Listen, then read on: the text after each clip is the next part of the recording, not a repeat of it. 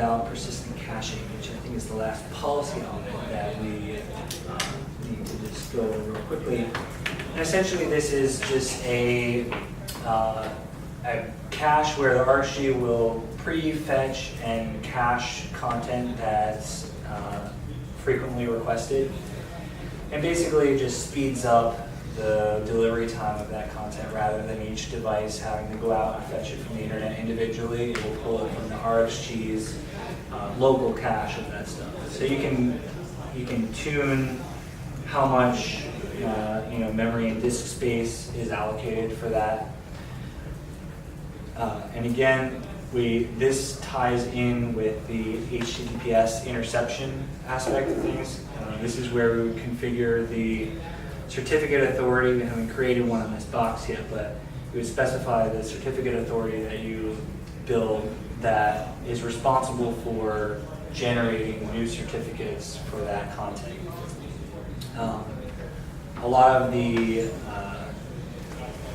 elements that pertain to everywhere you see this HTTPS interception kind of filters back through this configuration, because this is essentially like proxying traffic as the client goes to fetch it.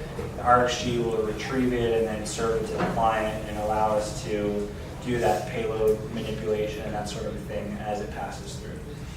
Is there reports that show me my most common downloaded material or something, so I can target what is there? There is somewhere. Where is that?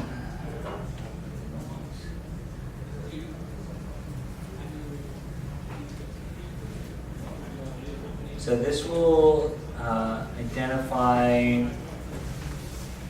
Don't have this in place right now, so it's not.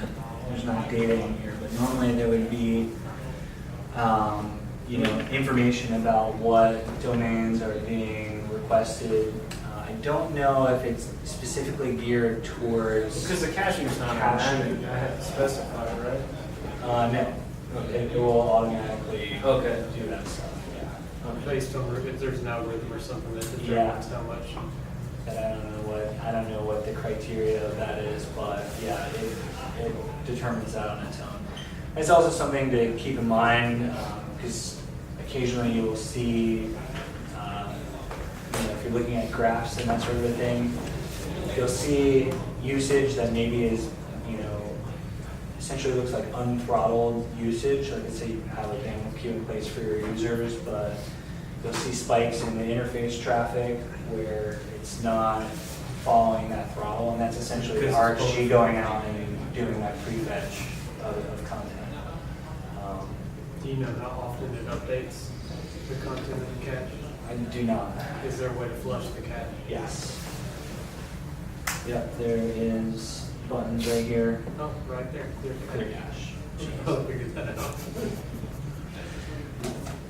There's a lot of places where buttons hide in the plain sight. Plain sight usually, that's the ones that get me.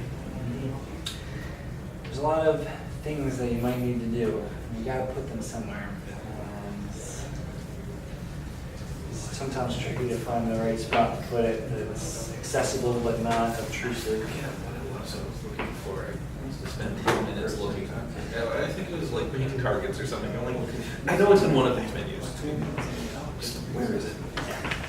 So, one other thing that I want to just point out to you guys quickly is this little help button up here. We have a very detailed manual. There's context-sensitive help. When you click that button on a particular page, it will bring out the manual page for that view. But you can go through the whole, the whole menu here. There's also a lab manual section. So when you go through one of our training classes, not this one, but a normal one, we will go through this whole process of building out, from start to finish, all the configuration, and all of the steps for all of that is in here. So if you've got an RGG out there that you want to play around with a little bit, you can go through this lab manual and follow along with some of that stuff. there's a lot of information here that details the concepts that we're talking about in a lot more detail than I've been able to get into today. A lot of times we get some complaints that we don't have as good of like a knowledge base, that sort of a thing. In a lot of ways, we try to use the manual as our knowledge base and have this to be something that's constantly, up to date with the version of software that you're running, and has all the information to explain the concepts of a particular thing in detail. There's also some stuff in here about portal customization. If you're interested in that, you can go through all of those aspects. How to get access to the box, make your SSH key. What's the layout of the folders that you'll see when you go in and you look at a particular custom portal, and how to make changes to that stuff, how to swap out images and text and things like that. How adding custom assets works and stuff like that. There's some stuff that we'll talk about tomorrow that's new in here. So a lot of that stuff is all in the manual, and it's a really good place to look when you have questions. There's also help within a particular scaffold. These help links that give you just an overview of what are the actual fields and what's it expecting in there.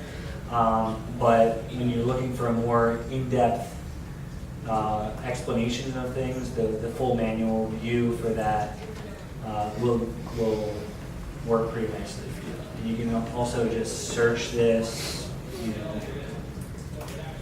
Is the manual available online or? No. It's something you can do. So you have to be logged into. Yeah.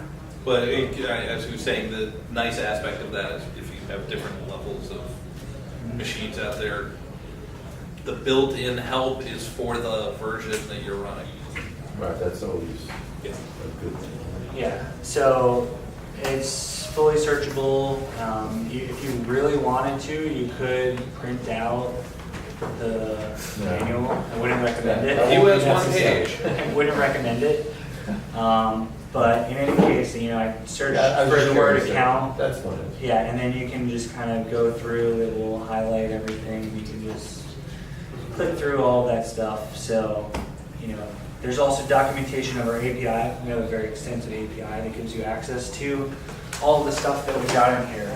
All of these scaffolds that you see throughout the admin UI are pretty much universally accessible via the API. It allows you to create and delete and update records through there. So, if you've got some programming experience and you've got some external system that you want to talk to the RxG, we have customers who will go and build accounts on the RxG through the API when some event happens in some third-party system that they have. So all of that stuff is included in here, along with the full API for all of the methods and object classes, methods, all of that stuff that's accessible within the custom portal environment, all of that stuff. So it's documented in here. It's a really great place to look for things and try to get an understanding of how things work in a little bit more detail. So I definitely recommend spending a little bit of time in there when you have questions and just look to see if what you're asking about is already covered in there. And if not, it probably should be. So if you bring something to our attention that's just hasn't been included in there yet, it's probably an oversight somewhere. And we try to make the manual a go-to place for information of how stuff works. Anybody have any questions on the stuff that I went through now?